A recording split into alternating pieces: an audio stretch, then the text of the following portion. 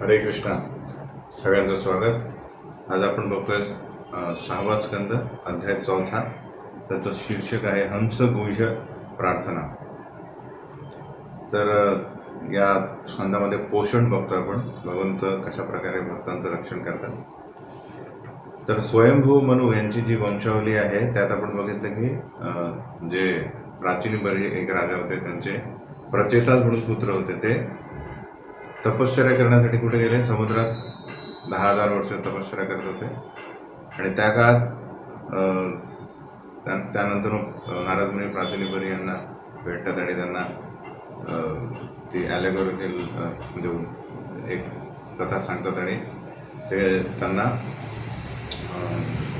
संन्यास घेण्यासाठी प्रेरणा देतात. त्यानंतर जेव्हा यांची प्रचेतास यांची जी तपश्चर्या संपते, त्यानंतर ते जेव्हा बाहेर येतात तेव्हा काय होतं ते आपण आता बघूया. श्रीराज उवाच देवासुरनृणां सर्गो नागानां मृगपक्षिणां सामासिकस्त्वया प्रोक्तो यस्तु स्वायंभुवेन्तरे तस्यैव व्यासम् इच्छामि ज्ञातुं ते भगवन् यथा अनुसर्गं यया शक्त्या ससर्ज भगवान परः. तर हरिनामाची महिमा ऐकल्यानंतर आता परीक्षित महाराज सुखदेव गोस्वामींना विचारतात की 3ऱ्या स्कंदामध्ये तुम्ही मला सांगितलं होतं की असुर, नंतर नाग, पशु, पक्षी, नर इत्यादी जे जीव आहे यांची निर्मिती स्वयंभू मनू यांच्या मन्वंतरामध्ये झालेली. आता मला ती विस्तारित रूपामध्ये ऐकण्याची इच्छा आहे. आणि नंतर जी मला भगवंतांच्या शक्तीविषयी पण ऐकायचं आहे. कशा प्रकारे त्यांनी ही सृष्टी निर्माण केल्यानंतर विसर्ग कसा काय झाला. आपण माहिती आहे आपल्याला, स्वर्ग म्हणजे भगवंतांनी निर्माण केलेले विसर्गासाठीच लागणारे सर्व घटक आणि ब्रह्मदेवांनी त्यांच्या इतर मनू आणि इत्यादी पुत्रांसहित केलेली जी निर्मिती त्याला म्हणतात विसर्ग. तर ते सविस्तरपणे ऐकण्याची परीक्षित महाराजांची आता इच्छा आहे. सूत गोस्वामी म्हणतात इति संप्रश्नम आकर्ण्य राजर्षे बादरायणी प्रतिनंद्य महायोगी जगाद मुनिसत्तमः. साहजिकच जेव्हा पण शिष्य जो आहे तो भगवंत आणि भक्तांच्या लीला ऐकण्यासाठी उत्सुक असेल तर गुरु जे आहेत ते प्रसन्न होतात. त्यामुळे सूत गोस्वामी पण खूप प्रसन्न झाले.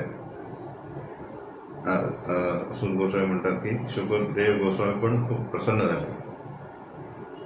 त्यानंतर त्यांनी ती कथा सांगण्यासाठी सुरुवात केली. तर कुठून चालू केली त्यांनी? तर प्रचेतास हे बाहेरनंतर काय केलं त्यांनी? यदा प्रचेतस पुत्रा दश प्राचीन बर्हिषत् अंतः समुद्रा दुर्मग्ना ददृशोर्गां द्रुमे व्रताम. तर हे प्राचीन बरीचे 10 पुत्र यांना प्रचेतास म्हणतात. यांनी आपली जी तपश्चर्या समुद्रात खोलवर बसून जी आहे ती संपवली आणि जेव्हा ते बाहेर आले तेव्हा त्यांनी काय बघितलं की पृथ्वीवर सगळीकडे काय म्हणजे वृक्षांनी ॲक्च्युली पूर्ण पृथ्वी व्यापलेली आहे. जंगल झालेले जंगल.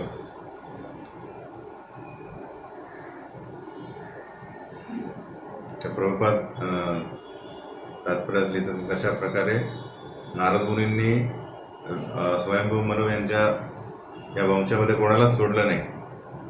कारण तर बेसिकली बरेच सगळे शुद्ध भक्तच होते, पण प्राचीन बरे जे होते राजे हे कर्मकांडीय राजे होते. पण नारद मुनींनी सांगून बघितलं की ध्रुव महाराजांच्या वंशातले आहे, त्यामुळे त्यांनाही काय दिलेलं आहे अशा प्रकारे भक्ती मार्गामध्ये आणलं आणि त्यांचाही उद्धार केला. तर भूमीमध्ये ॲक्च्युली झाडं असणे हे काही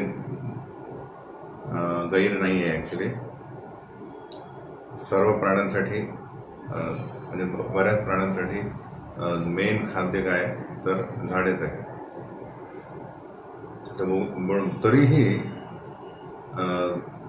प्रचेताच खूप रागावला, ॲक्च्युली त्यांना खूप क्रोध आला. द्रुमेभ्य क्रुध्यमानस्ते तपोदीप्तिपितमन्यव मुखतो वायुमग्निश्च ससृजुस्तद अधिक्षया दिध्यक्षया. तिला मन्यव्य म्हणजे काय, प्रदीर्घ तपश्चर्येमुळे त्यांचा क्रोध खूप वाढला.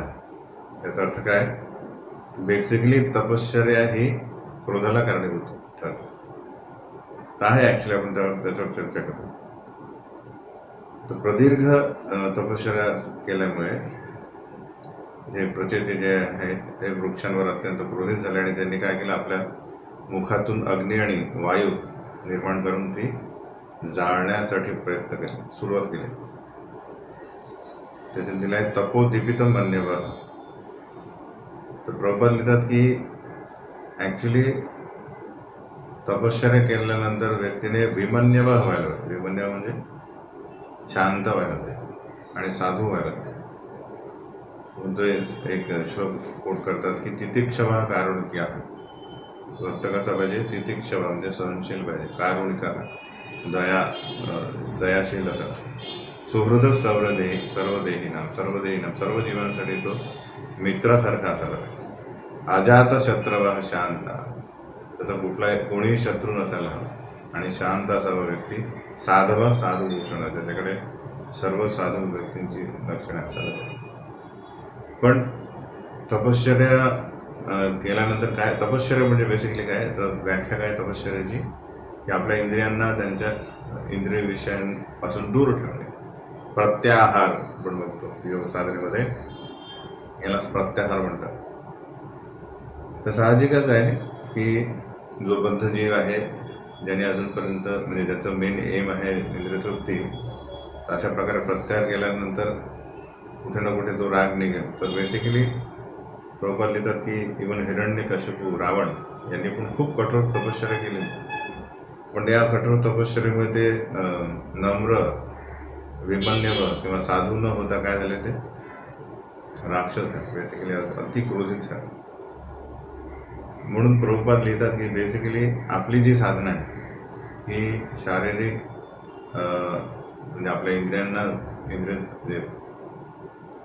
इंद्रिय विषयांपासून दूर ठेवणे हा मेन एम नसून सर्व इंद्रियांना श्रीकृष्णांच्या सेवेमध्ये संलग्न करणे हे म्हणतात.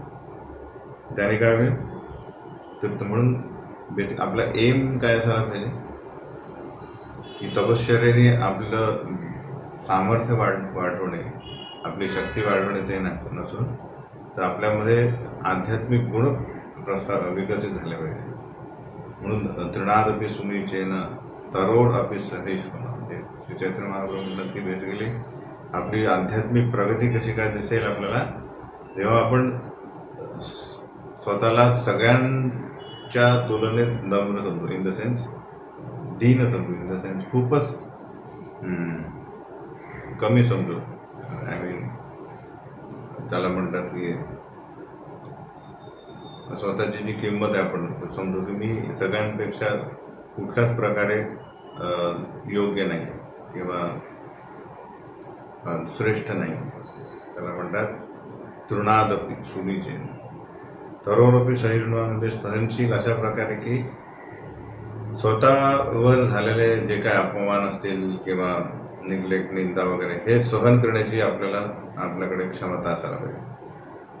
आणि अमानीना मान देणं, स्वतःवर म्हणजे स्वतःला मानाची अपेक्षा न करता दुसऱ्या सर्वांना मान देण्याची आपली काय असायला पाहिजे, तयारी असली पाहिजे. तेव्हा पुढे आपण कीर्तनीय सदाहरी करू शकतो.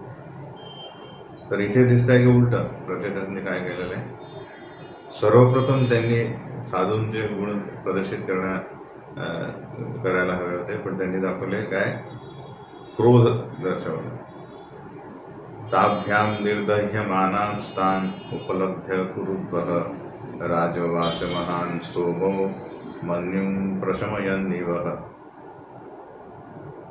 हे बघितलं कोणी, तर चंद्र जे आहेत चंद्रप्रभूवरील सोमदेव बेसिकली अधिष्ठाता कोण आहे सोमदेव यांनी बघितलं जे ॲक्च्युली कोण आहेत या सर्व वनस्पतींचे राजा आहेत. कारण आपण बघितलं की इवन भगवद्गीतेत पण भगवंत काय म्हणतात काय की सोमो भूत्वा रसात्मका पुष्णामीच औषधीं सर्वा सोमो भूत्वा रसात्मका. त्या औषधींमध्ये जे सत्व जे आहे जीवनसत्व जे आपण खाल्ल्यानंतर आपल्यामध्ये शक्ती येते ती कोण देतं सोमदेव देतं म्हणजे चंद्रातून श्रीकृष्ण देत सोमो भूत्वा रसात्मका ते आहेत. त्यांनी जेव्हा बघितलं की आपली जी प्रजा आहे वनस्पती यांचा नाश होत आहे ते बघून त्यांच्या प्रती दया निर्माण झाली आणि ते या प्रचेतना शांत करण्यासाठी त्यांना म्हणाले न दुर्मेभ्यो महाभागा दीनेभ्यो द्रव्यमर्हत विवर्थ विषयो युजम प्रजानां पतय स्मृतः. ते म्हणतात की अरे प्रचेतांना तुम्ही किती भाग्यवान आहे, तुम्ही 10,000 वर्ष तपश्चर्या केलेली आहे आणि तुम्ही इथे असा क्रोध दाखवताय. तर असं करू नका, या वृक्षांना मारू नका. कारण तुम्ही राजे असल्या कारणाने तुम्ही प्रजांचं रक्षण करणं हे तुमची भूमिका आहे, हे तुमचं कर्तव्य आहे, त्यांना मारणे नव्हे. अहो प्रजापतिर्पती भगवान हरिरव्यय वनस्पती गौषधीश्च ससर्जोर्जर्मिषं विभू. तर ते म्हणतात की यार बेसिकली श्रीकृष्ण यांनी आपले जे अंश आहेत जे या 84 लक्ष योनीमध्ये या विविध प्रकारे इंद्रतृप्ती करण्याचा प्रयत्न करतात त्यांच्यासाठी सर्वांसाठी त्यांनी भोजनाची व्यवस्था केलेली आणि त्यातील बरेचसे जीव जे आहेत त्यांच्यासाठी हे वृक्ष आणि वनस्पतीच हे भोजन आहे. त्यामुळे तुम्ही त्यांना मारणे योग्य नाही आहे.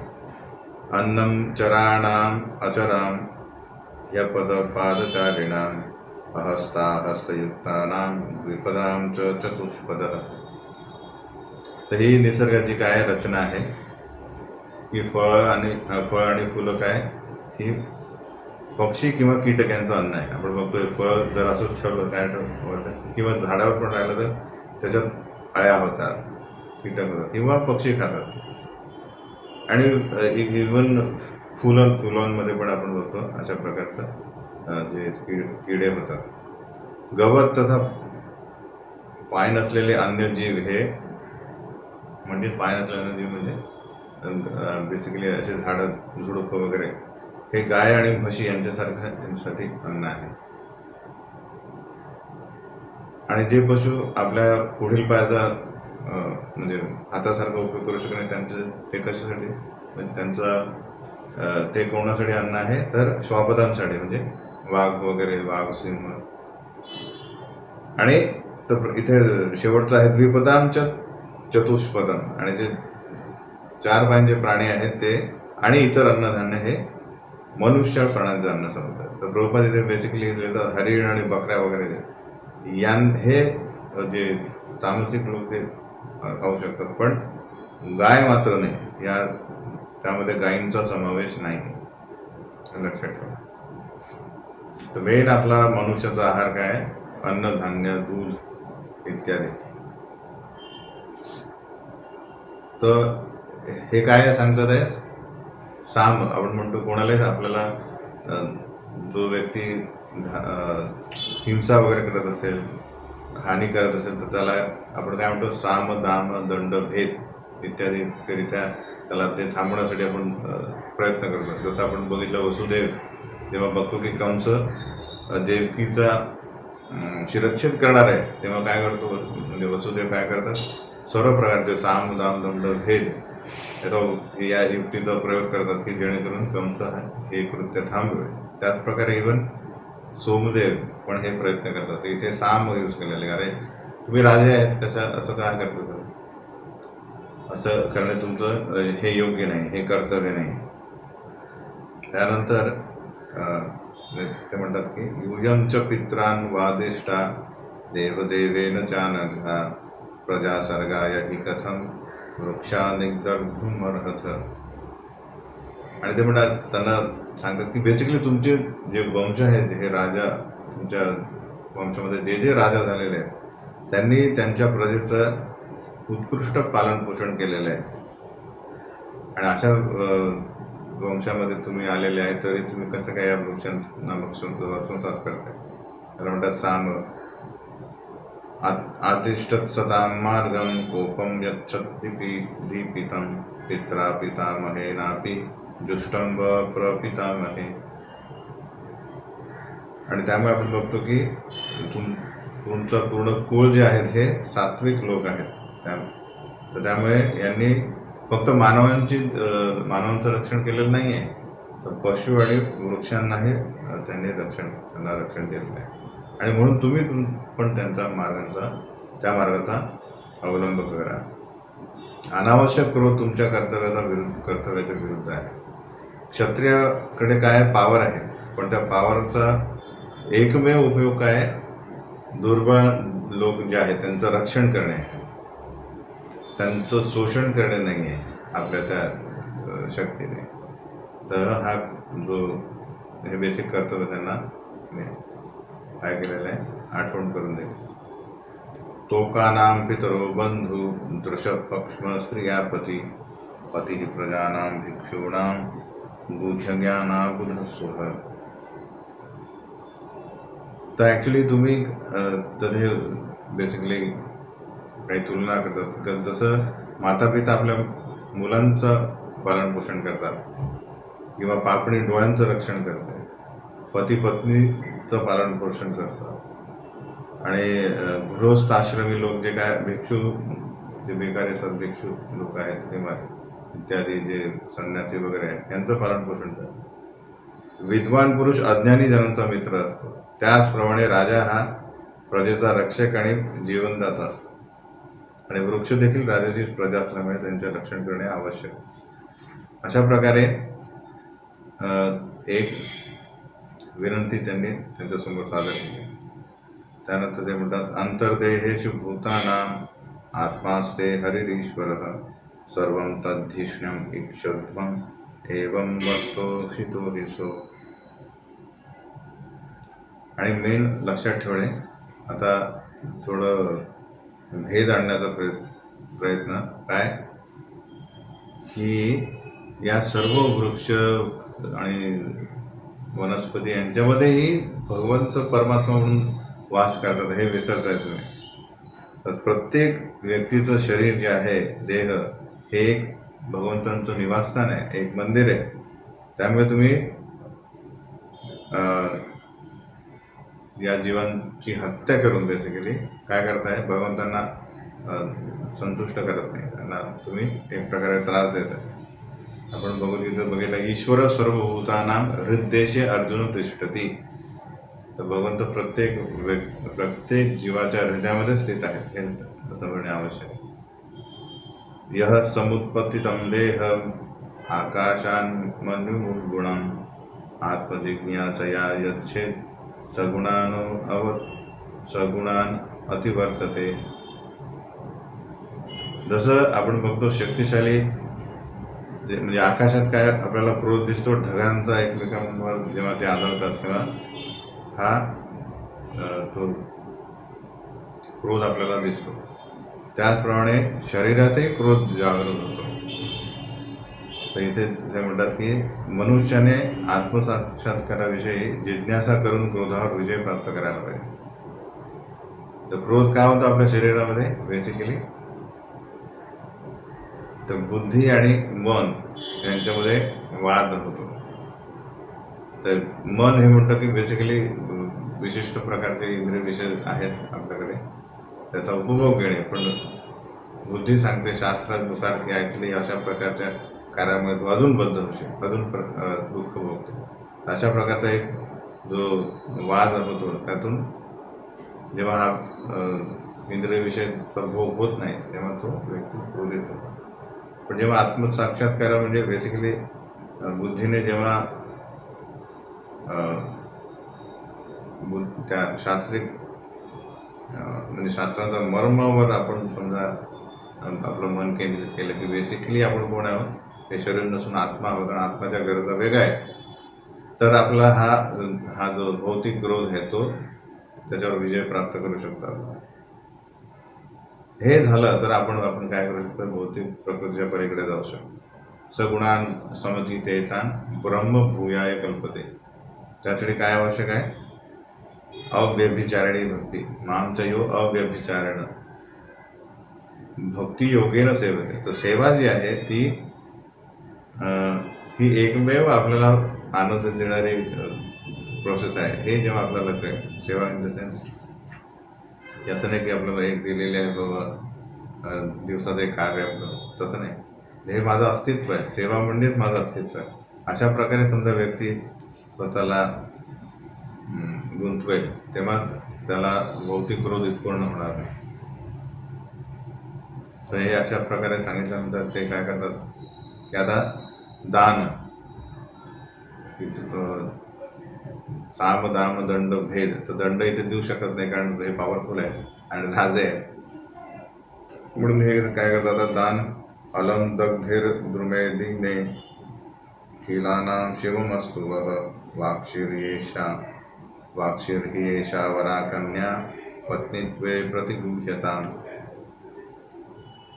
तर आता ते म्हणतात ठीक आहे, आता तुमच्या जरी एक चूक झाली, काही झाडं, बरीचशी झाडं तुम्ही जाळून टाकली, ठीक आहे, त्यांना आपण सोडून देऊया, पण आता उर्वरित वृक्षांना मात्र मारू नका.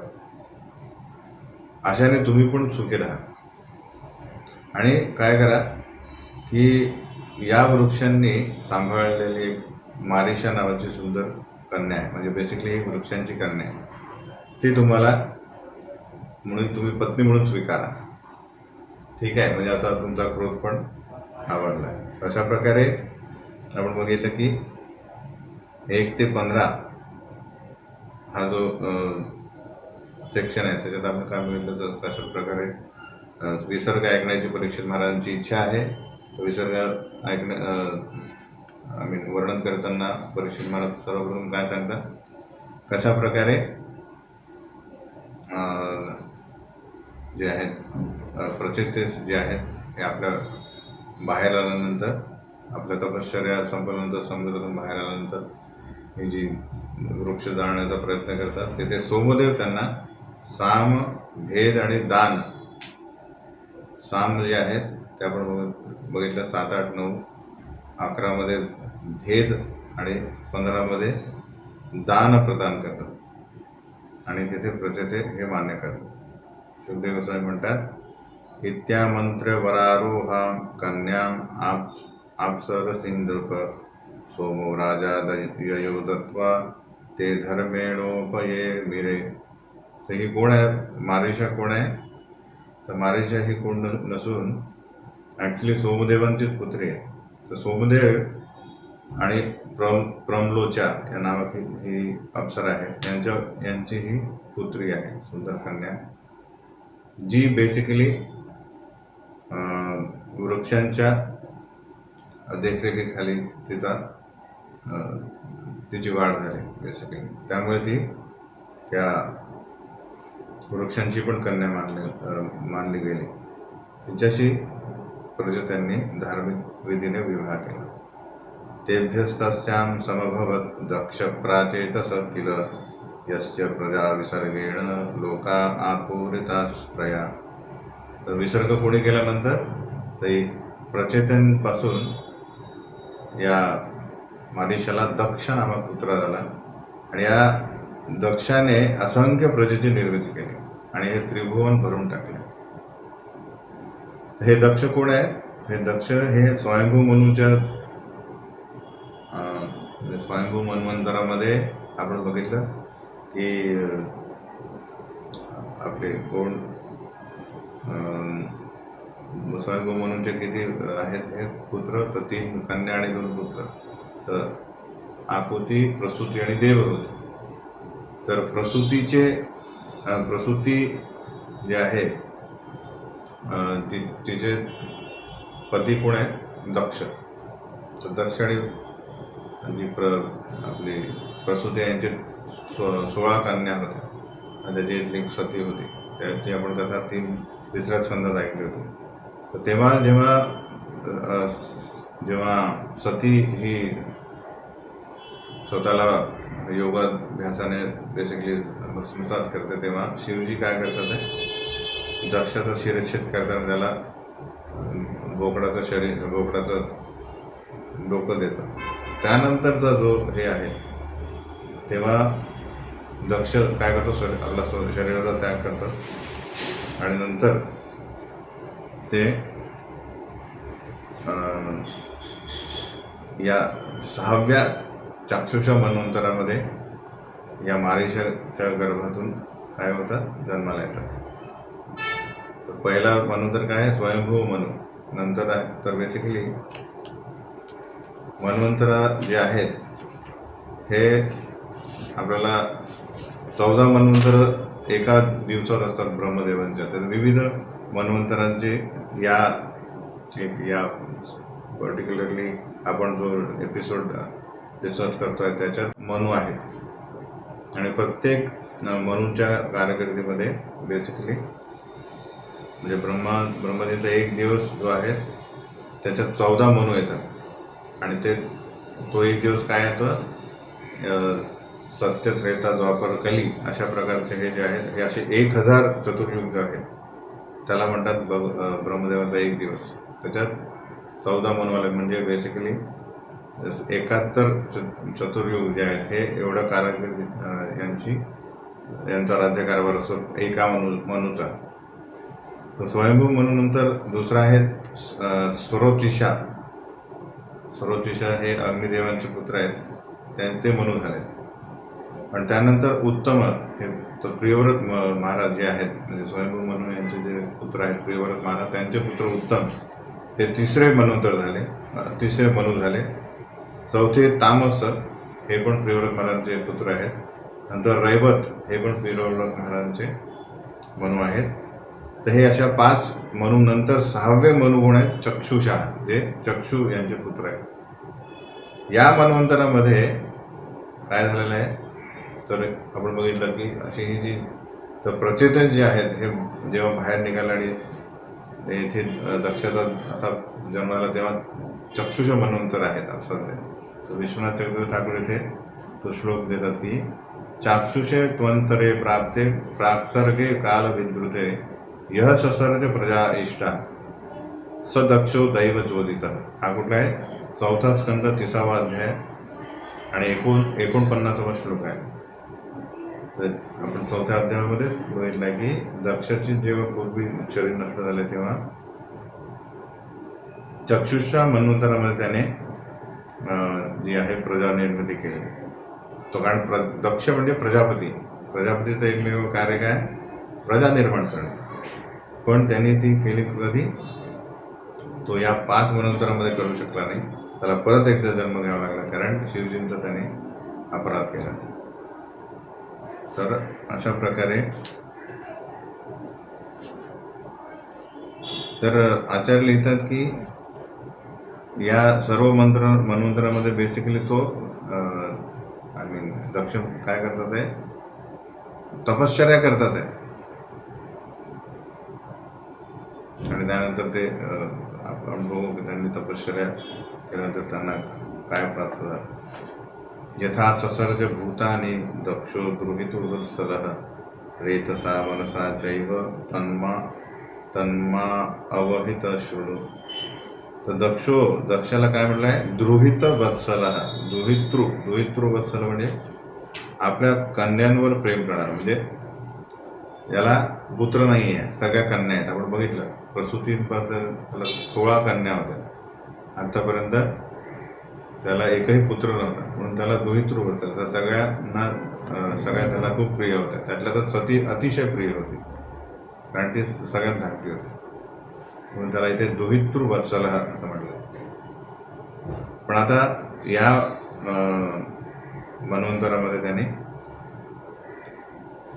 विविध प्रकारची उत्पत्ती केली, प्राणी वगैरे इत्यादी. काय काय केलं त्यांनी, मनसैवा सृजत पूर्वं प्रजापतिरिमा प्रजा दैवासुर मनुष्यादि नभस्थल जलोकसा. तर देवता, असुर, मनुष्य, प्राणी, पक्षी, पशु, जलचर सगळ्यांची निर्मिती यांनी केली. तरी त्यांनी बघितलं की आपण सर्व प्रकारच्या जीवांना निर्माण करू शकत नाही. म्हणून त्यांनी विंध्याचल पर्वतावर जाऊन अतिशय दुष्कर तपश्चर्या करायला सुरुवात केली. हे काय आहे, विंध्याचल पर्वतावर अघवर्षण नावाचं एक पवित्र तीर्थस्थान आहे. आणि तिथे प्रजापती दक्षाने आपले सर्व विधी संपन्न केले आणि घोर तपश्चर्या करून पूर्ण पुरुषोत्तम भगवान श्री हरींना प्रसन्न केले. कसं काय प्रसन्न केले? अस्तोषित हंस गुह्येन भगवंतम अधोक्षजम तुभ्यम ददभिधास्यामी तस्यात् तुष्यति यथा हरी. त्यांनी काय केलं स्पेसिफिक, तर वेदांमध्ये भरपूर प्रकारचे म्हणजे प्रार्थना आहे आधीच, तर त्यातली एक आहे हंसगुह्य प्रार्थना, विशेष प्रकारची. तर आपण बघू त्यात बेसिकली काय काय भगवंतांचे गुण वैशिष्ट्य दिलेले आहे. त्या प्रार्थना म्हणून त्यांनी त्या स्तोत्रांनी बेसिकली काय आहे, भगवंतांची स्तुती आहे. त्यामुळे भगवंत प्रसन्न झाले आणि त्यांनी दक्षाला दर्शन दिलं. तर हंसगुह्य प्रार्थना आहे 23 ते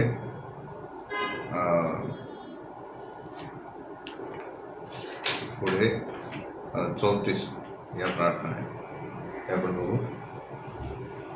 नमः पराया वितथानुभूतये गुणत्रया भासन निमित्त बंधवे अदृष्टधामने गुणतत्वबुद्धिभिर निवृत्तमानाय दधे स्वयंभुवे. काय म्हणतात हा श्लोक, की भगवंत पराया आहे. पराया म्हणजे मायाशक्ती आणि तिच्यापासून निर्मित सर्व विविध भौतिक पदार्थांच्या पलीकडे स्थित भगवंत पराया. आणि ते सर्व जीवात्मे आणि मायाशक्तीचे नियंत्रक आहे. आणि जे बद्ध जीव आहेत, जे भौतिक सृष्टीचा सर्वस्व म्हणून स्वीकार त्यांनी केलेला आहे, ते त्यांना पाहू शकत नाही. कारण काय? कारण त्यांची जी दृष्टी आहे ती प्रायोगिक ज्ञान किंवा इंद्रियापासून प्राप्त केलेल्या ज्ञानाच्या पलीकडे स्थित आहे. कोणाची? भगवंतांची.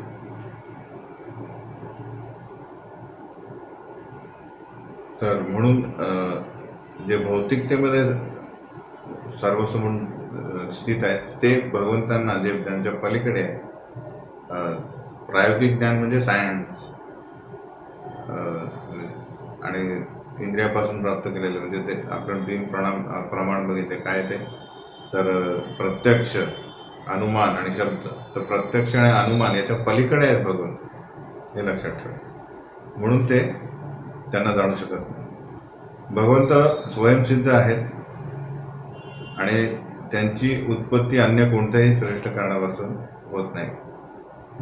भगवंतांपासून सर्व सृष्टी निर्माण होते. अशा भगवंतांना मी प्रणाम करतो, नम्र प्रणाम करतो.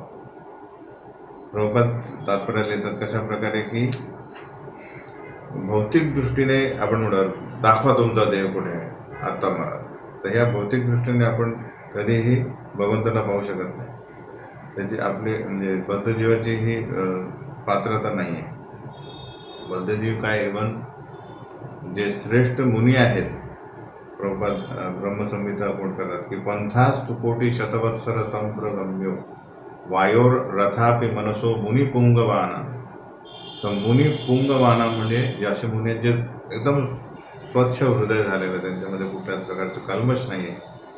त्यांनी मनाच्या वेगाने जरी समजा त्या मार्गाने भगवंतांना प्राप्त करण्यासाठी कोटी कोटी वर्षेही जरी प्रवास केला तरी सोप्यस्ती यत प्रपदे सिंधी अविचिंत्य तत्वे गोविंद महादी पुरुषम तन्मम भजा.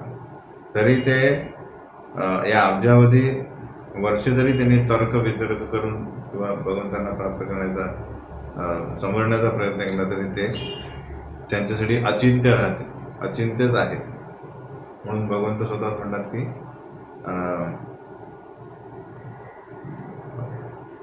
अर्जुनाला सांगतात की नमे विदू सुरगणा महर्षीना. नमे विदू म्हणजे मला कोणी जाणू शकत नाही, महर्षी पण नाही.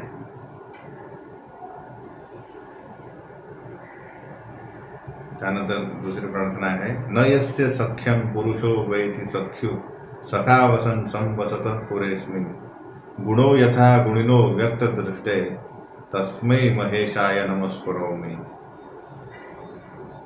तर त्या इथे लिहिलं आहे की बेसिकली भगवंतांचं नॉलेज म्हणजे ज्ञान आणि जीवाचं ज्ञान याचा फरक आहे. भगवंतांना सर्व माहिती आहे. भगवंत म्हणतात वेदाहम समितीतानी वर्तमानाने अर्जुना. वर्तमान भविष्य भूत सगळं माहिती आहे, पण माम तू वेद न कश्चन. पण कोणी भगवंतांना जाणू शकत नाही. जीवाचं जे ज्ञान आहे हे खूपच सीमित आहे. बेसिकली आपल्याला या आपल्या प्रांतातले नॉलेज नाही आहे माहीत, देशाचं नाही तर वर्ल्ड आणि तो याच्या बाहेरचं कसं काय माहीत पडणार. म्हणून उपनिषदमध्ये प्रस्तावनेमध्ये प्रबल येतात का आपल्याला वेदांचा आश्रय घेणे आवश्यक आहे, कारण आपण या भौतिक जगाबद्दलही पूर्ण माहिती प्राप्त करू शकत नाही. त्याच्या पलीकडे काय इतर जे ब्रह्मांड आहे त्याच्याबद्दल काय आपल्याला माहीत पडणार, त्याच्या पलीकडे आपल्याला कसं काय माहीत पडणार. म्हणून आपल्याला वेदांचं सहाय्य घेणे आवश्यक आहे. तर आपण आपल्या इंद्रियविषय कसे कार्य करतात तेही आपण समजू शकत नाही. तर आपल्या आणि आपल्या हृदयामध्ये परमात्मा कशा प्रकारे स्थित आहे तेही आपल्याला माहीत नाही. काही लोक जे आहेत हे आपल्या म्हणजे तपसाधने योग साधनेने बघून परमात्म्याला जाणण्याचा प्रयत्न करू शकतात. पण जे भौतिक सृष्टीचे स्वामी असलेले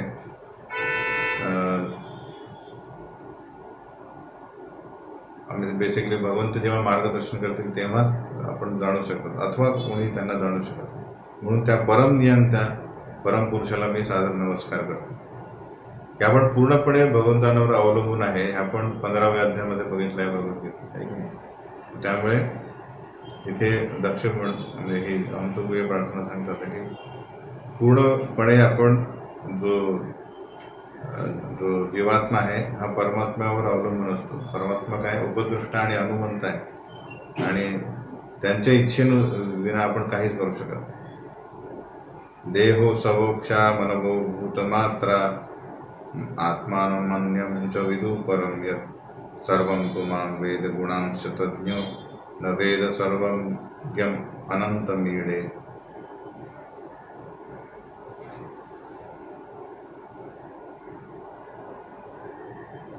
तर जीव हा बेसिकली हे पंचमहाभूत आणि इंद्रिय विषय जे त्याचा स्वभाव आणि यांच्या नियंत्रकाचा स्वभाव म्हणजे भगवंतांचा स्वभाव यापैकी त्याला काहीही ज्ञात नसतं, काहीही माहीत नाही. तरी त्याला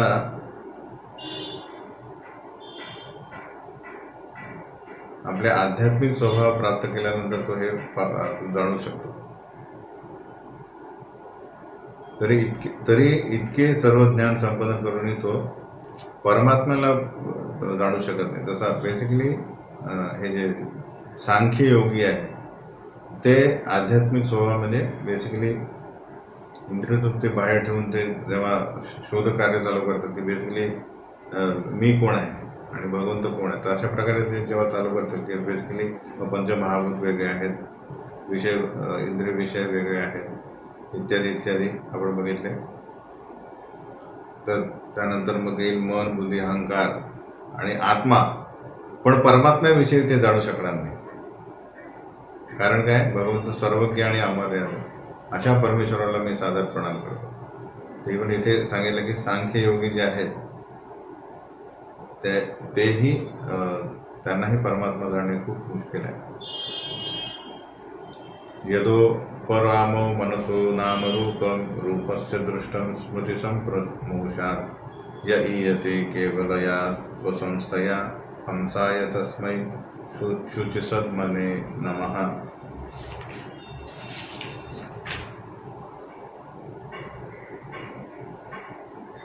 जेव्हा मनुष्य विविध प्रकारच्या साधना करून स्थूल आणि सूक्ष्म या दोन्ही प्रकारच्या भौतिक अस्तित्वापासून ज्याच्या दूषणापासून मुक्त होतो, शुद्ध होतो, तेव्हा त्याची ॲक्च्युली भावना जागृत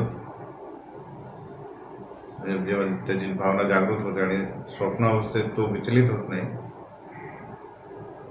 आणि जेव्हा त्याचे मन हे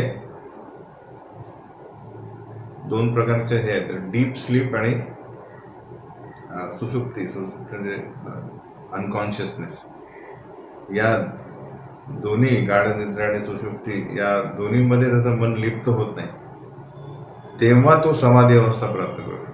तर बेसिकली योग साधनेमध्ये फर्स्ट थिंग आहे यम नियम साधन, प्राणायाम, प्रत्याहार, ध्यान, धारणा, समाधी.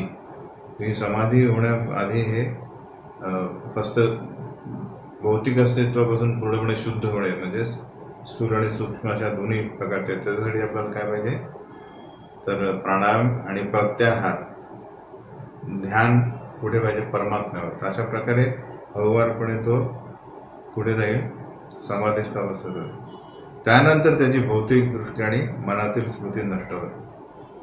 तर मनाची स्मृती म्हणजे मनामध्ये काय साठा, भरपूर प्रमाणाचा भोग करण्याची जी आणि अनुभवलेले काय त्याला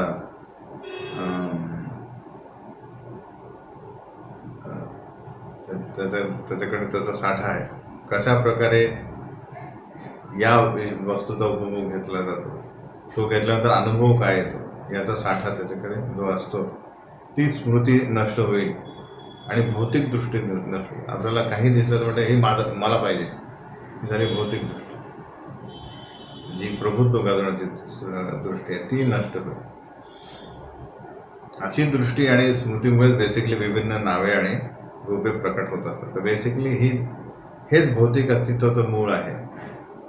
काय की बेसिकली पूर्व अनुभवानुसार वर्तमानामध्ये आणि भविष्यामध्ये अधिक म्हणजे भौतिक आनंद प्राप्त करण्याची जी इच्छा आहे, त्यासाठी लोक स्काय स्क्रॅपर म्हणजे बेसिकली प्रभुपाद पहिल्यांदा जेव्हा न्यूयॉर्कमध्ये गेले तेव्हा बघितलं त्यांनी की गगनचुंबी इमारती आहेत. प्रभुपाद म्हणतात बेसिकली ही भौतिकता आहे. वाटतं इथे आपण सदैव राहू. तसं ब्रिटिशांनी भारतामध्ये आले तेव्हा त्यांनी काय केलं, सर्वप्रथम इंडियन रेल्वे बनवली. तर एक जो जे बाहेरचे लोक आहेत ते कशाला एखाद्या दुसऱ्या देशामध्ये एवढं चांगली व्यवस्था करतील. तर बेसिकली त्यांनी असा विचार केला होता की इथून आपण कधी जाणारच नाही, त्यामुळे त्यांनी ही व्यवस्था केली. पण त्याचा आपल्याला लाभ झाला बेसिकली. तर ही अर्थात लाभ झाला म्हणजे त्याचा आपण भक्तीमध्ये उपयोग केला तर तो लाभ होईल. तर हे विभिन्न सगळ्या प्रकारचं हे जे विश्व प्रकट काय होतं ते भौतिक दृष्टीमुळे आणि मनातील जी स्मृती आहे त्यामुळे. तर ही जेव्हा जाईल समाधी अवस्था प्राप्त केल्यानंतर, ही भौतिक दृष्टी आणि मनातील स्मृती नष्ट झाल्यानंतर केवळ या अवस्थेत पुरुषोत्तम भगवान श्री कृष्ण यांचा साक्षात्कार होऊ शकतो.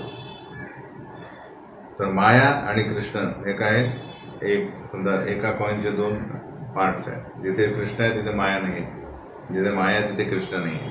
म्हणून भौतिकता जेव्हा गेली तर म्हणून प्रभुपाद लिहितात की भक्त आणि भौतिकवादी व्यक्ती यांच्या कार्यामध्ये आपल्याला काहीच फरक वाटणार नाही, पण त्यांचा मोटिव्ह वेगळा असेल, दृष्टी वेगळी असेल. अलग लक्षात. म्हणून अशा भगवंतांना मी प्रणाम करतो. तर ही नंतरची प्रार्थना. मनीषिणो अंतर्हृदि सन्निवेशितं स्वशक्तिभिर्नवभिश्च त्रिवृद्धि वहनीं यथा दारुणीं पांचदश्यं मनीषया निष्कर्षन्ति गूढम्. स वै ममाशेष विशेषमाया निषेध निर्वाण सुखानुभूति. स सर्वनामात् स च विश्वरूप प्रसीदतां निरुक्तात्मशक्ती. तर हा श्लोक सांगतो कशा प्रकारे या समाधी अवस्थेमध्ये बेसिकली आपण बघितलं की भगवंतांना आपण समजू शकतो, बेसिकली आत्मसाक्षात्कार प्राप्त करू शकतो.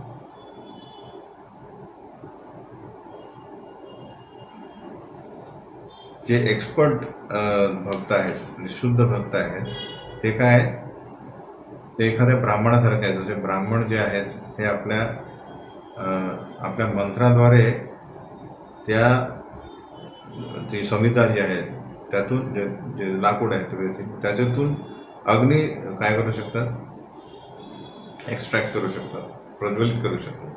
बाकी कोणी करू शकतात, आपल्याला माचीच लागते हे की नाही. पण एक्सपर्ट ब्राह्मण असेल तो मंत्राद्वारे अग्नी प्रज्वलित करू शकतो. त्याच प्रकारे शुद्ध भक्त जे आहेत ते हृदयातून परमात्मा शोधून काढू शकतात. तर त्यांच्या आध्यात्मिक शक्तीने भगवंत आपल्या आध्यात्मिक शक्तीने तिथे त्या हृदयात स्थित आहेत. आणि त्यांच्या अवधूभवती हे 27 म्हणजे बेसिक घटक आहेत.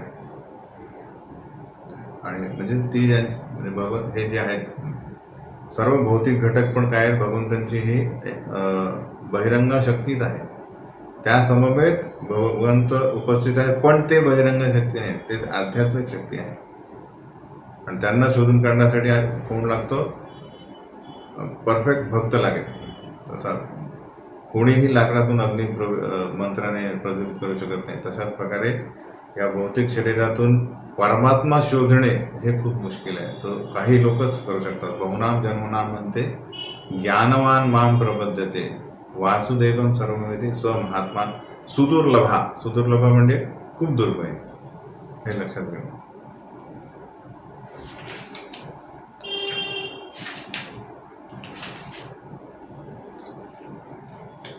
आणि हे जे बाह्य रूप आहे, म्हणजे बहिरंगा शक्ती जी आहे भगवंतांची भौतिक, हे भगवंतांच्या स्वरूपापासून ते निर्माण होत नाही. म्हणून इथे लिहिलं भगवंतांना म्हणजे इनकन्सिबल म्हणजे अनिरुक्त लिहिलेलं आहे. अनिरुक्त म्हणजे अचिंत्य म्हटलेलं आहे. आणि निर्वाण सुखानुभूती हे भगवंतांना कुठल्याच प्रकारचे भौतिक दुःख नसतं. त्यांच्या भगवंत कशा आहेत, स्वतःचीच आनंदामध्ये संलग्न आहे. जसे ॲक्च्युली ब्रह्मभूत प्रसन्नात्मा न सोचती न कांक्षती सम सर्वेषु भूतेषु मदभक्ती लभते पराम. इव्हन आपण भगवंतांचे अंश असल्या कारणाने जर आपण समाधीत असलो तरी आपल्याला कुठल्याच प्रकारची शोक आणि किंवा मोह राहणार नाही. तर जे विभू आहेत, आपण अंश आहोत, तर ते किती आनंदी असतील. तर सच्चिद आनंद विग्रह आहेत. म्हणून इथे त्यांना निर्वाण सुखानुभूती असं म्हटलं.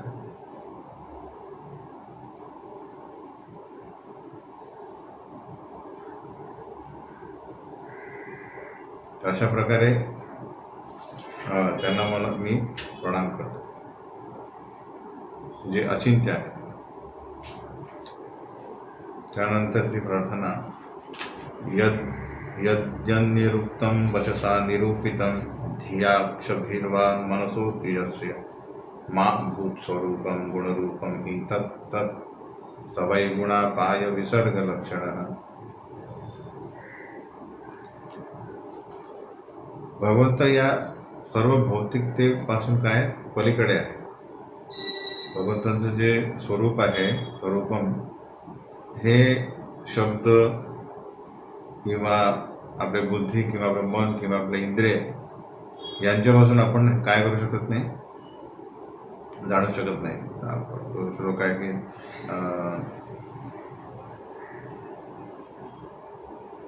सेवन मुखे ही जिव्हा दो स्वयं एव स्फुरत्यदा.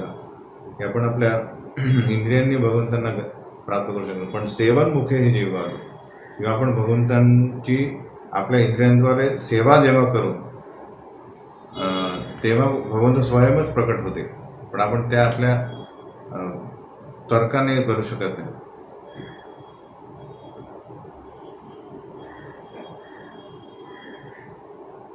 न भवेत ग्राह्यम इंद्रिय, न भवेत ग्राह्यम इंद्रिय. आपल्या इंद्रियांनी आपण पकडू शकत नाही भगवानला.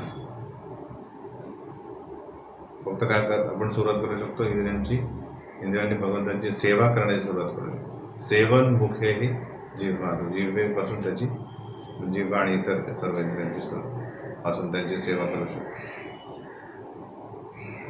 आणि भगवंत काय आहेत तर बेसिकली या भौतिक जगाचे काय कारण आहे, सर्व कारणाचे कारण आहे, विसर्ग लक्षण आहे. आणि गुणापाय म्हणजे ॲक्च्युली तेच या भौतिक जगाचे संहार करते पण आहे. तर इथे एक टिप्पणी काय आहे की हे जे वैज्ञानिक काय म्हणतात की ही मॅटरपासून काय झालेलं आहे, जीव निर्माण झाला. What is the matter is the cause of life असं म्हणतात. प्रभुपाद लिहितात की बेसिकली हे जे जड पदार्थ आहेत हे स्वतःहून काहीच करू शकत नाही, पण भगवंत त्यांना शक्ती देतात आणि त्यामुळे काय होतं, त्यांच्यात लाईफ येतो, प्राण येतो. उदाहरणार्थ आपण बघू की इनफॅक्ट हे जे पाणी जे आहे याला त्याला म्हणतात तर लिक्विडिटी हा हे पण बघून देतात. नाही तर पाणी तसं नाही, लिक्विड होऊ शकत नाही. जे मीठ आहे याला खारटपणा कोण दिला, तो भगवंताने दिला. अशा प्रकारे बघून इव्हन साखरेला गोडपणा कोण दिला. त्या प्रकारे सर्व पदार्थांचे जे बेसिकली अस्तित्व आहे ते भगवंतांनी दिलेलं आहे. तर हे जाणणे आवश्यक आहे. आणि आपण बद्धजीव जो आहे तो भगवंतांचं अस्तित्व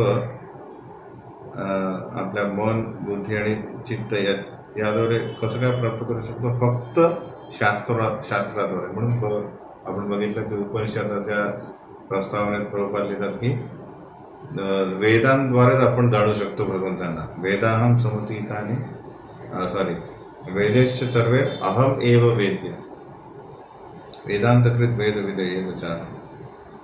तर कारण आपण बघतो जड पदार्थ आहे, त्यानंतर इंद्रिय आहेत, त्यानंतर मन आहे, नंतर बुद्धी आहे, नंतर अहंकार आहे, नंतर आत्मा आहे. पण परमात्मा हा आत्म्याहूनही सूक्ष्म आहे. म्हणून जो आत्मा जो आहे हा भगवंतांना जाणू शकत नाही आणि ते अतिसूक्ष्म आहे, हो की नाही. तर अशा प्रकारे आपण नेहमी आपलं मेन अस्तित्व काय हे समजणे बेसिकली की कशा प्रकारे आपण काय झालेलं आहे, आपल्यावर आवरणं आलेली आहे. आपण सूक्ष्म आहोत पण आपल्यावर काय अहंकार आलेला, नंतर मग बुद्धी, मन, त्यानंतर हे स्थूल शरीर, पंचमहाभूत. अशा प्रकारे आपण काय झालेलं आहे, बंदिस्त झालो. यातून बाहेर निघण्यासाठी आपल्यासोबत आलेले आहेत परमात्मा, जे ॲक्च्युली आपल्यासोबत असूनही सूक्ष्म आहेत. म्हणजे आपल्या या इतर या घटकांनी आपण त्यांना शोधू शकतो. पण वेदांद्वारे आपण वेदांचा जेव्हा आपण आपल्या जीवनामध्ये अंमल करू तेव्हा याच घटकांनी आपण काय करू शकतो, घटकांना शुद्ध करून त्यांना जाणू शकतो. आणि मग त्यांना शरणागत होऊन या बंदिस्त अवस्थेतून आपण आपली सुटका करू शकतो. अशा भगवंतांना मी सादर प्रणाम करू इच्छितो असं म्हणतात. तर हे जाणणे इतके सोपं कसं काय करून दिलं भगवंतांनी. भगवंत म्हणतात फक्त काय आहे, त्याला तुमच्या मनात आणि बुद्धी जी मेन बेसिकली कार्यरत म्हणजे या सर्व इंद्रियांचे अध्यक्ष आहेत त्यांच्याद्वारे हे जाणा की जन्मकर्मच मे दिव्यम एवं यो व्यक्ती तत्वता. आपण काय म्हणतो, जन्मकर्म माझं जे आपण म्हणतो मी माझ्या जीवनात काय केलं, मी हे केलं, मी ते केलं, माझं कार्य. तर हे स्वतः हे जो कॅमेरा आपल्यावरून काढून काय करत आहे, भोवताना करत आहे. जसं लोक लिहितात की मी काय होतो आणि आता काय झालो आहे, पण नंतर तू काय होणार आहे हे आपल्याला माहीत पाहिजे. भविष्य काय आपलं धूळ आहे, धूळ किंवा राख होणार आहे. तर भगवंतांचं जन्मकर्मचे मे दिव्यम एवं यो वेत्ती तत्वता त्यक्त्वा देहम पुनर्जन्म नेती माम इथे स्वर्गना. तर हे जे आहे भगवंतांचं जन्म आणि कर्म, त्यांचे कर्म हे दिव्य आहे. हे जाणणे हे आपल्या जीवनाचं काय मेन ध्येय आहे. ते जाणल्यानंतर आपण या बंधनातून परमनंटली मुक्त होतो. आणि ते जाणण्यासाठी आपल्याला काय करावं लागेल, तस्मात भारत सर्वात्मा भगवान ईश्वरो हरी श्रोतव्य कीर्तितव्य स्मर्तव्य च इच्छता अवयव. तर त्यासाठी आपल्याला इथे काय दिलेलं भगवंतांना, तस्मात सर्वात्मना तस्मात भारत सर्व आत्मा भगवान ईश्वरो हरी. तर भगवान म्हणजे षड ऐश्वर्यपूर्ण भगवान, ईश्वरो म्हणजे परम नियंत्रण, आणि हरी जे बेसिकली आपले सर्व कल्मश जे आहेत, जे अनावश्यक गोष्टींचे हरण करणारे, यांच्या प्रती श्रोतव्य श्रवण करणे, कीर्तितव्य प्रचार करणे, कथन करणे, स्मर्तव्य स्मर्तव्य म्हणजे स्मरण करणे, हा एकमेव उपाय आहे. काय या भौतिक जगातून दुःखमुक्त होण्याचा, अभयम प्राप्त करण्याचा. तर ही लिंक लक्षात ठेवणे. यस्मिन् यतो येन च यस्य यस्मै यद्यो यथा कुरुते कार्यते च परावरेषां परमं प्राक् प्रसिद्धं तद्ब्रह्म तद्धेतुरनन्यदैकम्. तर भगवंतांना आपण बघतो कशा प्रकारे आपण सर्वस्व त्यांच्यावर अवलंबून आहे. यस्मिन यतो येण्याचं यस्य यस्मै, की भगवंतच काय आहे, सर्वांचे आश्रयस्थान आहे. यस्मिन ते सर्व गोष्टींचे स्रोत आहेत. यतः येन हे ते मेन करता आहेत. यस्य जे मेन काय प्रोप्रायटर आहे. प्रोप्रायटर म्हणजे त्या सर्व गोष्टींचे काय स्वामी आहे. यस्मै ही सर्व गोष्टी त्यांनाच आपण काय अर्पण करायला पाहिजे, भोक्ताराम आहेत. यत आणि तेच सगळ्यांचे अंतिम ध्येय आहे. यह ही ते सर्व ॲक्च्युली आपण म्हणतो की बेसिकली तो भौतिक प्रकृती करता हा इथे मान्यते म्हणतो तो व्यक्ती, पण ॲक्च्युली भौतिक प्रवृत्ती पण नाही आहे करता, तर ॲक्च्युली करता भगवंत आहे. म्हणून इथे भगवंतानं म्हटलं आहे की बेसिकली मेन ते यह म्हणजे ॲक्च्युली सर्व कारण आहे करते आहे. अशा भगवंतांना मी सादर प्रणाम करतो. तर हा एक श्लोक आहे, जसं आपण बघितलं 3ऱ्या स्कंदामध्ये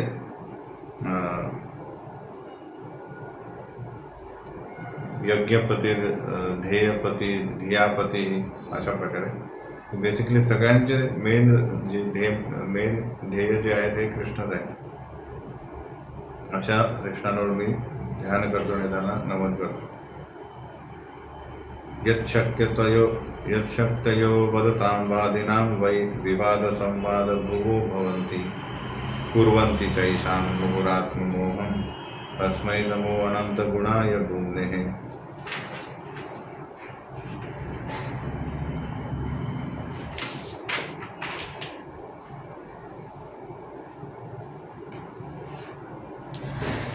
इथे बघू आपण की एक पुत्र जो असतो तो आपल्या पित्यासमोरच दिसतो, हो की नाही. पण एक समजा मालक आहे आणि एक नोकर आहे, ते दोघं सारखे दिसत नाही, पण त्यांची कार्य सेम असतात. काय असतात, त्यांच्या कंपनीचा प्रॉफिट करणे, हो की नाही. त्याच प्रकारे जो बद्धजीव आहे तो जेव्हा पहिल्यांदा काय करेल, तो त्याला भगवंतांना स्वामी म्हणून स्वीकारेल आणि त्यांच्या मिशनमध्ये कार्य करेल. तर हळुवारपणे तो काय करेल, त्याच्या स्वामींचे गुण आत्मसात करेल. आणि मग आपण दाय भाग म्हणतो, तत्तेनुकंपां सुसमीक्षमाण भुंजान एवात्म कृतं विपाकम यद कृतं विपाकम हृद्वाग वपुर्भिर विदधन नमस्ते. तर हे अशा प्रकारे केलं ना दाय भाग, की तत्तेनुकंप जे काही आपल्या जीवनामध्ये होत आहे ते माझ्या कारण, माझ्या पूर्व कारणामुळे होत आहे ते, त्यामुळे मी सर्व प्रकारे त्याची जबाबदारी स्वीकारतो. आणि तरीही मी हृद्वा वपुर्भिर विदधन नमस्ते जीवेत यो मुक्ती पदेस दायवा. मी मन, काया आणि वाचा यांनी भगवंतांना सादर प्रणाम करतो. हे जो करतो तो भगवंतांचा जी प्रॉपर्टी आहे बेसिकली, तो वारसा हक्क तो प्राप्त करतो. म्हणजेच तो आता जो नोकर आहे बेसिकली, कार्य करतो आहे, पण तो मिशन, भगवंतांचं मिशन स्वतः तो मिशन करतो आहे. त्यामुळे सर्व इंद्रिय त्याचे जे आहेत तो भगवंतांच्या सेवेमध्ये प्रयत्न करतो आहे त्याचा उपयोग करण्याचा. ते करता करता तो सर्व जे गुण आहे भगवंतांचे आत्मसात करेल आणि नंतर मग तो त्यांचा पुत्र होऊन जातो. असं बरेचदा होतं. कधी कधी कंपनीमध्ये एखादा एकदम पॉवरफुल जो एक एम्प्लॉई असेल आणि तो संपूर्णतः बघतो की ही माझीच कंपनी आहे आणि मी आणि परफेक्ट त्याच्या प्रॉफिट करत आहे, तर काय होतं नंतर तो त्याचा मालक होतो. त्या प्रकारे आपली अशी प्रगती व्हायला हवी.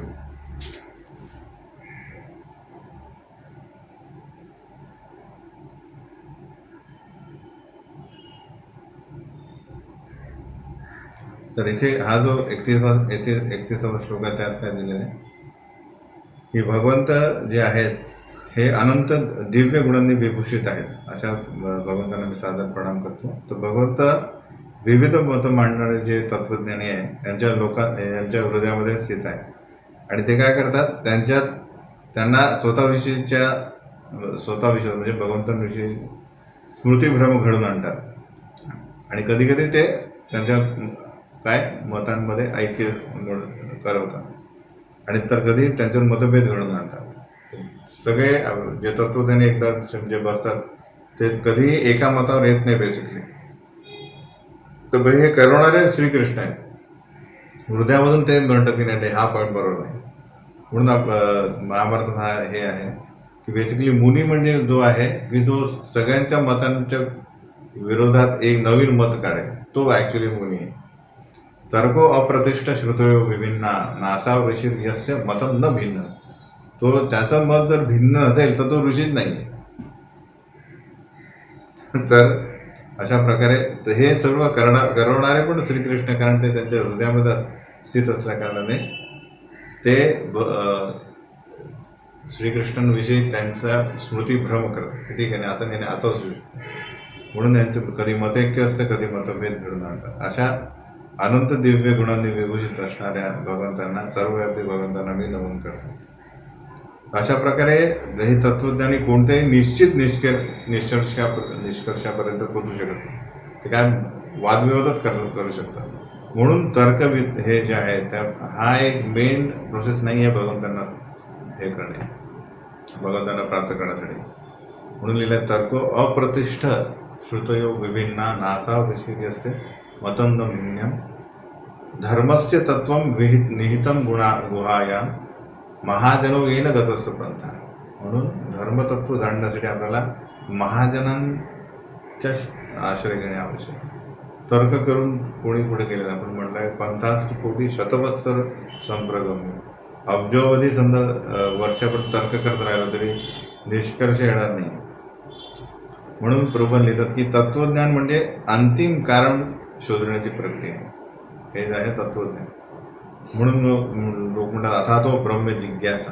पण भगवंत स्वतःच म्हणतात की अहम सर्वस्व प्रभव मत्त सर्व प्रवर्तत. हे एंड झालं. असं कोणीच म्हटलं नाही आत्तापर्यंत भगवंतांशिवाय की अहम सर्वस्व प्रभव, की मी सगळ्यांचा स्वामी आहे. म्हणजे तर एंड झाला तिथे. त्यांचा स्वामी कोणी, त्यांचा स्वामी असू शकत नाही.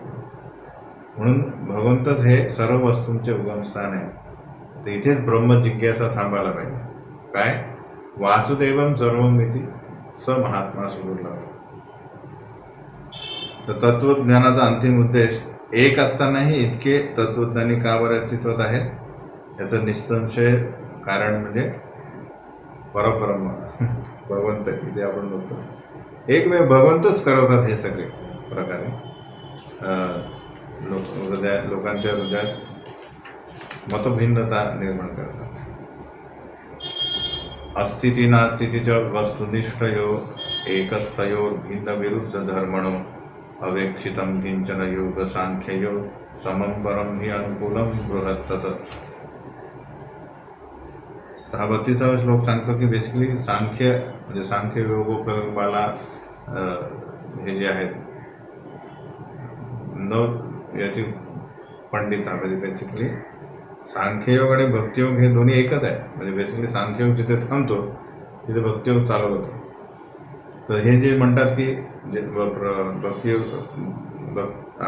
भगवद्गीता म्हणते की जे म्हणतात सांख्ययोग आणि भक्तियोग हे वेगळे आहेत ते बालिश आहे, पंडित नाही आहे म्हणून. कारण त्यांचं बेसिकली एम एक आहे. दोन्ही काय विष्णूंची शोध करतात. हे शोध करतात आहे आणि शोध थांबला, शोध मिळाला की भक्ती चालू होते, म्हणजे ॲक्च्युली त्यांची सेवा चालू होते. म्हणून भक्त योगी आणि सांख्य योगी हे दोन्हीही परमपुरुष भगवंतांनाच शोधतात आहे, जरी ते त्यांचे स्टेटमेंट्स वेगवेगळे आहे पण त्यांचं ते ध्येय एक आहे.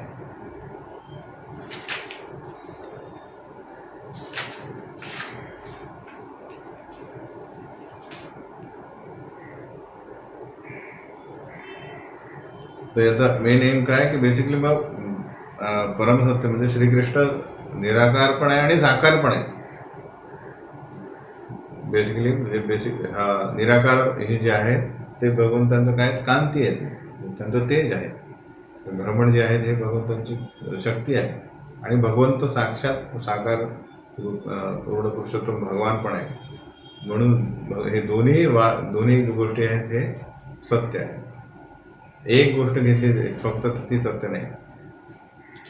म्हणून या दोघांची जे मेन एम आहे गोल एकच आहे, ते हे एक आहे हे समजावे.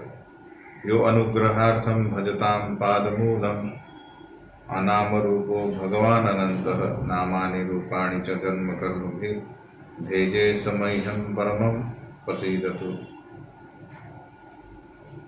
भगवान अचिंत्य रूपाने ऐश्वर्यवान आहे. भगवान म्हणतात त्यांना अनंत. सर्व भौतिक नाम रूप आणि क्रिया विरहित आहेत, ते सर्वव्यापी आहेत. जे भक्त त्यांच्या चरणकमलांचे पूजन करतात त्यांच्याविषयी ते विशेष करून कृपावंत आहेत. तर भगवंत म्हणतात की ये यथा माम प्रपद्यन्ते तां तथैव भजाम्यहम्. ये भजन्ति तु मां भक्त्या. पण मी जे लोक मला जसं तसं अप्रोच होतात तसं तसं मी त्यांना प्रतिसाद देतो. पण भक्त जे आहेत हे डायरेक्ट माझी पूजा करतात म्हणून ते स्पेशल आहे. अशा प्रकारे ते आपल्या विविध लीलांमध्ये अनेकविध दिव्य रूपे आणि नामे प्रकट करीत असतात. असे भगवंत ज्यांचे रूप शाश्वत संपूर्ण ज्ञानमय आणि तथा आनंदमय आहे, कृपया माझ्यावर कृपावंत हो. अशा प्रकारे हे आमचं गुह्य प्रार्थना आहे. आणि शेवटचं प्रार्थना काय? य प्राकृतेर ज्ञान पथेर जनानां यथाशयं देहगतो विभाती यथा नील पार्थिवम आश्रितो गुणः स ईश्वरो मे कुरुतां मनोरथ. ही बेसिकली जसं एक वायू काय करतो, विविध प्रकारचे वस्तू वाहून नेतो. जसे कधी कधी तो फुलांचा सुगंध वाहून नेतो, कधी कधी धूळ मिश्रित विविध प्रकारचे घटक वाहून नेतो, हे की नाही. त्याचप्रमाणे भगवंत मनुष्याच्या इच्छेनुसार गौण प्रकारच्या अर्चना पद्धतीने प्रकट होत असतात. बेसिकली जसं वायू विविध प्रकारचे घटक हे देतो, तसेच प्रत्येक व्यक्तीच्या इच्छा वेगळ्या असतात. म्हणजे या मनुष्याच्या इच्छा काही लोकांच्या गौण प्रकारच्या इच्छा असतात. गौण प्रकारच्या इच्छा म्हणजे काय की त्यांना इथे निर्विशेषवाद्यांबद्दल बोललेलं आहे की त्यांना वाटतं की विविध देवदेवता जे आहेत ते पण भगवंतांचीच रूप आहेत, म्हणजे भगवंतांचीच रूप आहेत असं त्यांना म्हणतात मायावादी लोक, जे पंचोपासना करतात, म्हणजे 5 देवांची उपासना करतात, म्हणतात की हे सेम आहेत, हे सगळे भगवंतच आहेत असं म्हणतात, भगवंतांचे रूप आहे. पण ॲक्च्युली ते तसं नाही आहे.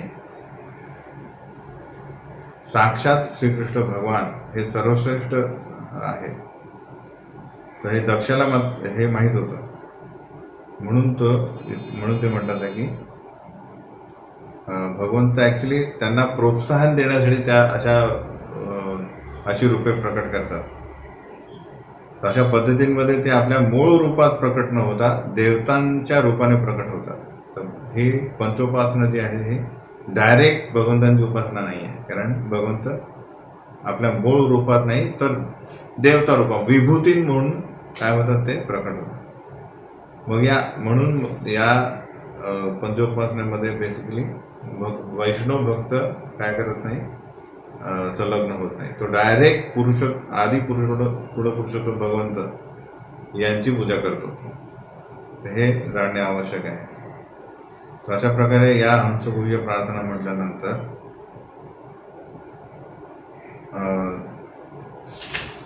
डायरेक्ट श्रीकृष्ण भगवान प्रसन्न होतात. श्री शुकोवाच इति स्तुतः संस्तुवतः स तस्मिन् अगमर्षणे प्रादुरासीत् कुरुश्रेष्ठ भगवान भक्तवत्सला कृतपाद सुवर्णांसे प्रलंबाष्टम महाभुज चक्रशंखा चष्मेर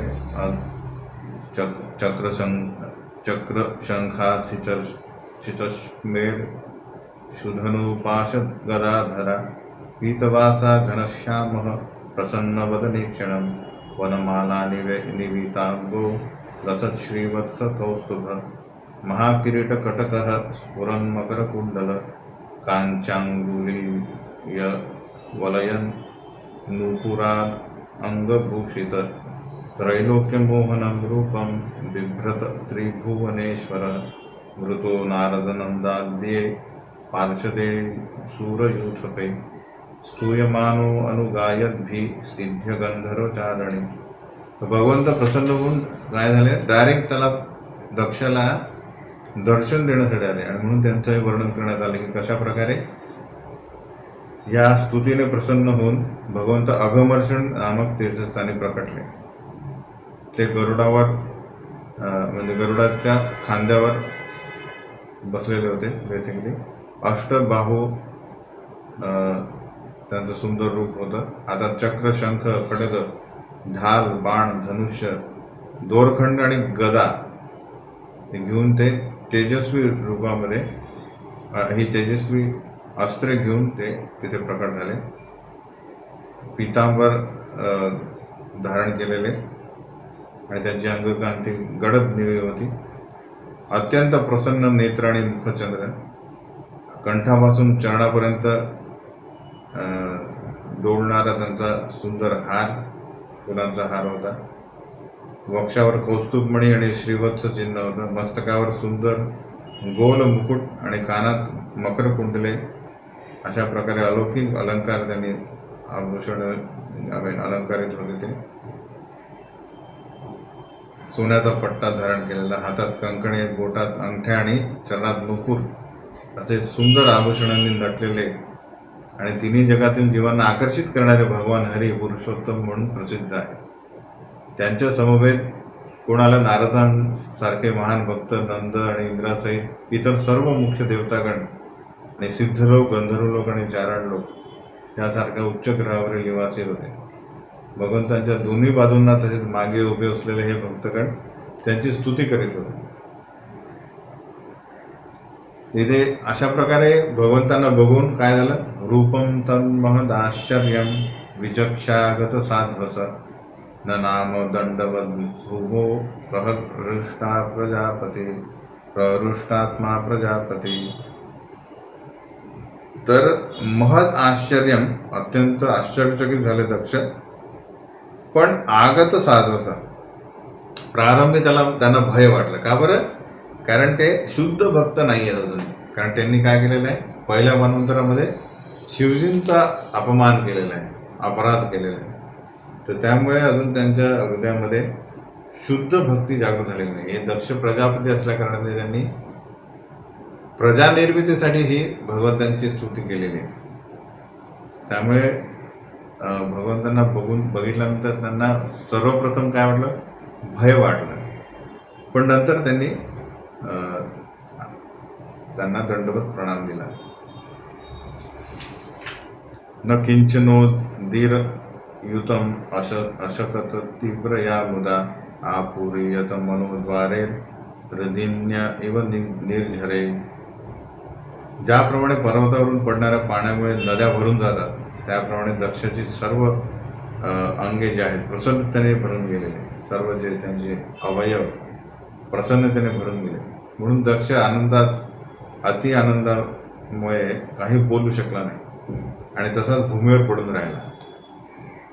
तम तथा वनतम भक्तम प्रजाकामं प्रजापतिं चित्तज्ञ सर्वभूतानां इदमाह जनार्दना.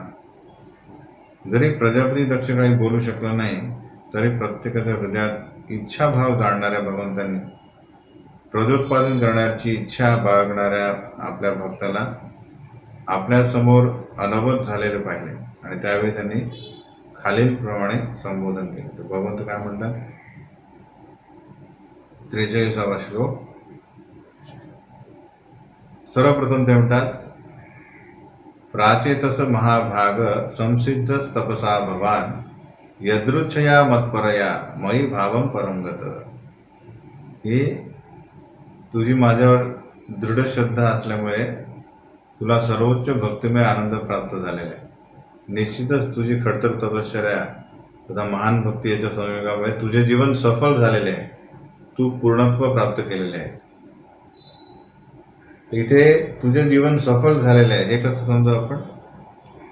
तर बेसिकली जसं भगवंत चतुष्कुमारांशी जसं बोलले की अरे तो ब्राह्मणांमुळे माझं अस्तित्व आहे, ते खातात म्हणून मला शक्ती ते वगैरे वगैरे वगैरे, त्या तो आपण बघितला 3rd कॅन्टोमध्ये. त्याचप्रमाणे हे आहे. तर जसं आपण बघतो की शास्त्र सांगतात देवता अमर आहेत, की नाही, ते अमृत पिऊन अमर होतात, पण ॲक्च्युली ते नाही आहेत. ती अमरता म्हणजे काय, हे अतिशयोक्ती आहेत की ते ॲक्च्युली खूप जीवन जगतात म्हणून त्याला अमर आहे, पण ते ॲक्च्युली अमर नाही आहे. त्याचप्रमाणे इथे दक्षाला म्हटलं आहे की तुझं जीवन सफल झालेलं आहे. त्याचा अर्थ काय की बेसिकली तुझी अनर्थ निवृत्ती झाली आहे. बेसिकली आपण बघतो की जसं उदाहरणार्थ अजून तुझ्या निष्ठा स्टेज प्राप्त जेव्हा कधी होते तेव्हा अनर्थ निवृत्ती होते, तरीही क्लेश असतोच तिथे. इवन भाव स्टेजमध्ये थोडा प्रमाणात क्लेश राहतील. प्रेम जे आहे त्या अवस्थेमध्ये संपूर्णतः व्यक्ती शुद्ध होईल. तर सांगण्याचा उद्देश हा की इथे दक्षाच्या हृदयामध्ये तो नारद आपले अपराधाचे जे अवशेष आहेत त्यामुळेच पुढे ते नारद मुनीला पण शाप देतात. इथे हे वाक्यता न घेता, शब्दानुसार न घेता आपण बघायला पाहिजे की भगवंत इथे त्याला प्रेम देत नाही आहे. काय देतात आहे?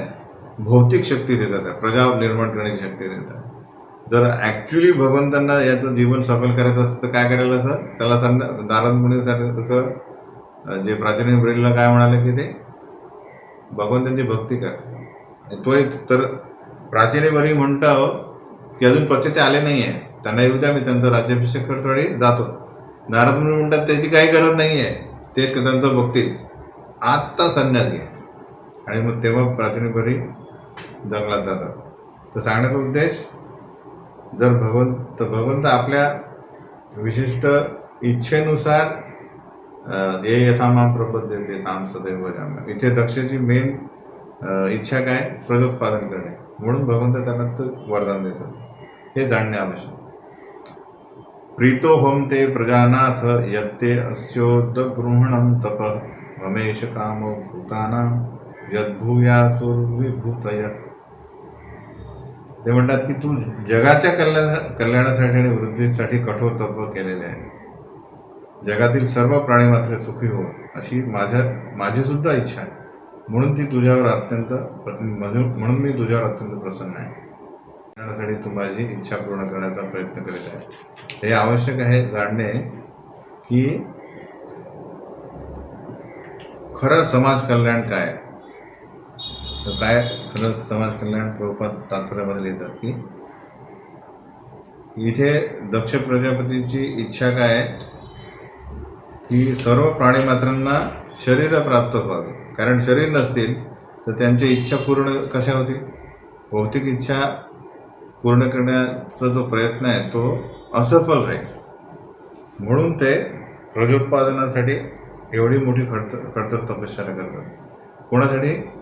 जीवांच्या जीवांना मुक्तीची एक संधी उपलब्ध करून द्यावी म्हणून. प्रभुपाद तात्पर्यामध्ये लिहितात आहे.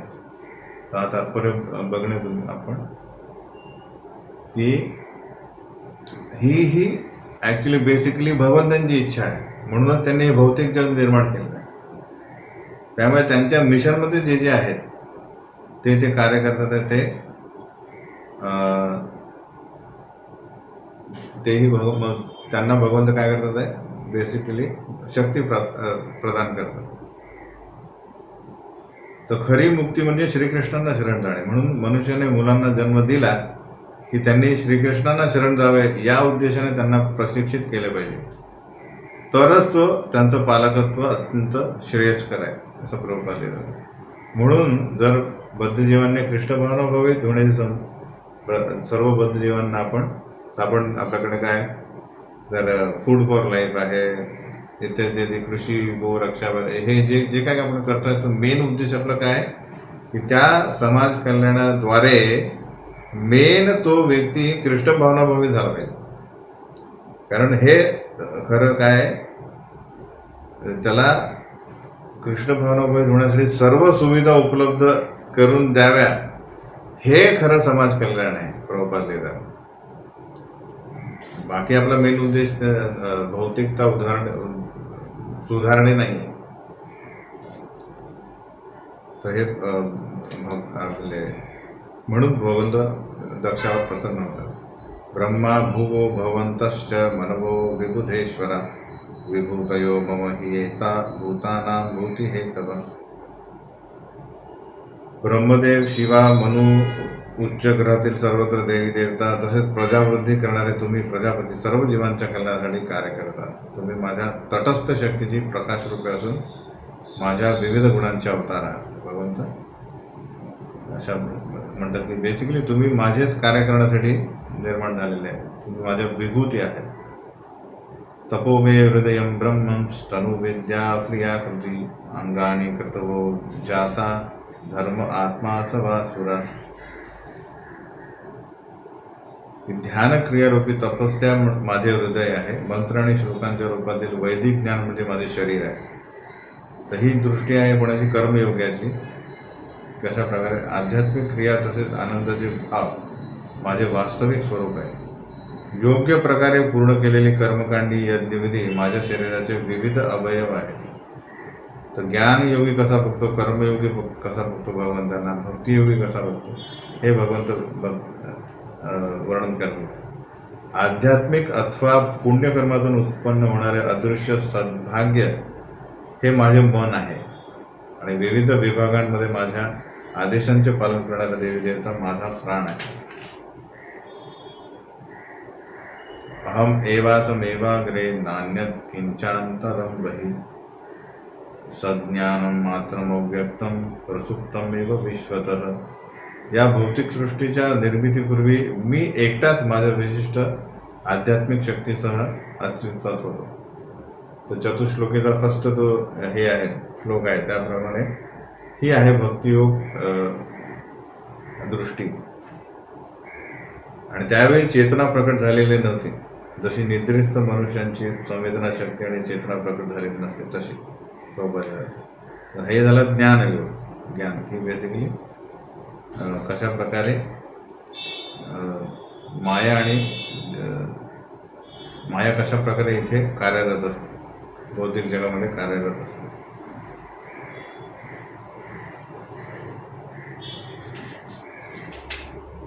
प्रभुपाद तात्पर्यामध्ये कशा प्रकारे हे परम सत्याच्या 3 विविध अवस्था असतात त्याचं वर्णन करतात. वदन्ति तत्त्वविदस् तत्त्वं यज्ञानमद्वयं ब्रह्मेति परमात्मेति भगवान इति शब्दते. तर या विविध अवस्थेमध्ये आपल्याला दिसतात ज्ञानी, योगी आणि भक्त. तर ब्रह्मेती म्हणजे ब्रह्मण अवस्था प्राप्त करण्याची इच्छा करणारे ज्ञानी, परमात्मेती म्हणजे योगी, परमात्मा प्राप्त करणारे, आणि भगवान सर्वोच्च परमसत्याची अवस्था म्हणजे साक्षात परमपुरुष षडैश्वर्यपूर्ण भगवान यांचा साक्षात्कार करणे. तर हे 3 ग्रेडेशन आहे. कर्मयोगी, ज्ञानयोगी, ध्यानयोगी आणि भक्तियोगी. याच्यापूर्वी कर्मयोगी म्हणजे कर्मकांड म्हणजे वेदोक्त शास्त्रानुसार जे काही यज्ञकर्म करून आपल्या इच्छा पूर्ण करण्याचा प्रयत्न करणे, त्यात विफल झाल्यानंतर बेसिकली मग परमसत्याकडे, ज्ञानाकडे आकर्षित होणे. ही फर्स्ट स्टेज. तर कर्म, ज्ञान, ध्यान आणि नंतर बेसिकली भक्तियोग. अशा प्रकारे विविध दृष्टी आहेत. मय्यनंत गुणे अनंते गुणतो गुणविग्रह यदासीत तत् एवाद्यः स्वयंभू समभूत अजः. माझी शक्ती अमर्याद आहे म्हणून मी अनंत किंवा सर्वव्यापक या नावाने प्रसिद्ध आहे. माझ्या भौतिक शक्तीपासून माझ्यात ही भौतिक सृष्टी प्रकट झाली आणि या ब्रह्मांडामध्ये तुझे उगमस्थान असलेले तथा ज्यांचा जन्म एका भौतिक मातेपासून झालेला नाही, म्हणजे त्या ब्रह्मदेवांची निर्मिती झाली. तशा प्रकारे भगवंत